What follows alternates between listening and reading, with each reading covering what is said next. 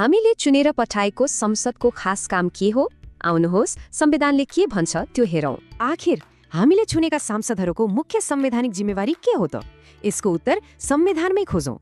सुरुवात गरौं संसदको बनोटबाट। आखिर यो कसरी बनेको हुन्छ? हाम्रो संघीय संसदमा दुईवटा सदन छन्, एउटा प्रतिनिधि सभा र अर्को राष्ट्रिय सभा। जनतासँग प्रत्यक्ष जोडिने सदन अर्थात् प्रतिनिधि सभामा कुल 275 सदस्य रहन्छन्। अब लागौं संसदको सबैभन्दा मुख्य कामतिर, त्यो हो देशका लागि कानून बनाउने। विधेयक कानून बन्नका लागि दुवै सदनबाट पास हुनुपर्छ र राष्ट्रपतिले प्रमाणीकरण गर्नुपर्छ। तर पैसा वा बजेटसँग जोडिएका कानूनको हकमा भने प्रक्रिया अलि फरक छ। यो हो संसदको वित्तीय अधिकार, जसलाई अर्थ विधेयक वा मनी बिल पनि भनिन्छ। फरक के छ भने साधारण विधेयक कुनै पनि सदनमा उठ्न सक्छ, तर अर्थ विधेयक प्रतिनिधि सभामा मात्रै। प्रतिनिधि सभाले पास गरेपछि यो विधेयक सुझावका लागि राष्ट्रिय सभामा जान्छ। राष्ट्रिय सभाले 15 दिनभित्र आफ्नो सुझाव सहित विधेयक फिर्ता पठाउनु पर्ने संवैधानिक समय सीमा हुन्छ। यसको मतलब पैसाको मामिलामा अन्तिम शक्ति जनताले चुनेको प्रतिनिधि सभासँगै हुन्छ। संसदको अर्को ठूलो काम हो सरकारलाई अर्थात् कार्यपालिकालाई जवाफदेही बनाइराख्ने।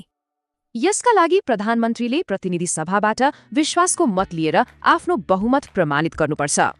त्यस्तै सांसदहरूले सरकार विरुद्ध अविश्वासको प्रस्ताव पनि ल्याउन सक्छन्, जुन पास भए प्रधानमन्त्री पदमुक्त हुन्छन्। यसको अर्थ सरकार सधैँ संसदप्रति उत्तरदायी हुनैपर्छ। शक्ति सन्तुलन यसरी नै कायम रहन्छ।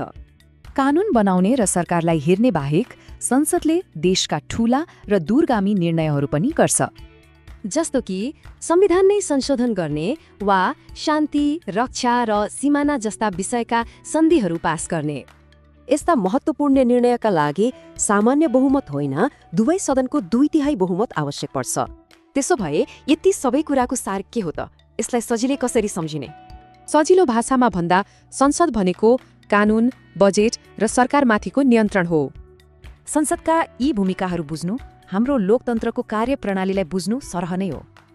यो भिडियो रिनमेन नेपालले कम्पाइल गरेको हो। हामीले सुरु गरेका छौँ डिजिटली, इकोनोमिकली र सोशली विश्वस्तरीय नेपालको पुनःकल्पना र पुनर्निर्माण गर्ने अभियान। हामीसँग जोडिन नबिर्सनुहोला। धन्यवाद।